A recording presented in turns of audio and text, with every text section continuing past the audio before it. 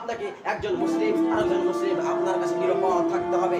আপনি যখনই একজন মুসলিমকে আপনার কাছ থেকে নিরাপদ রাখতে পারবেন, তখনই আপনি আল্লাহ সুবহানাহু ওয়া তাআলার কাছে প্রিয় ব্যক্তি হতে পারবেন। এবং সমাজে মুসলিম ভ্রাতৃত্বকে বোধকে গড়ে তুলতে হবে কিভাবে? দেখুন, আপনারা বাড়িতে আপনি রান্না করছেন এবং আপনি রান্না করা অবস্থায় একটা হাদিস, এই যে আপনি রান্না করা অবস্থায় আপনার কিছু ঝোল তরকারি রান্না করছেন, সেখানে আপনি একটু বেশি করে পানি দিয়ে দেন এবং সেই ঝোল বেশি করে আপনার আরেক পাশের বাড়িতে একটু ঝোল হয়তো দেন। এই করে আপনি ভ্রাতৃত্ব বোধ গড়ে তুলুন। এটা হচ্ছে মুসলিম ভ্রাতৃত্ব। এবং কি বলছেন? এবং কোরআন মাজিদের মধ্যে বলছেন, লা ইউমিনু আহাদুকুম হাত্তা ইউহিব্বা আখিহি মা ইউহিব্বা নাফসি। সেই ব্যক্তি ততক্ষণ পর্যন্ত মুমিন হতে পারে না, সেই ব্যক্তি ততক্ষণ পর্যন্ত মুমিন হতে পারে না যে ব্যক্তি সে নিজে যা পছন্দ করে একজন অন্যজনের জন্য সেই যতক্ষণ না পছন্দ করবে সে ব্যক্তি মুমিন হতে পারে না। এখানে বলতে গেলে কি?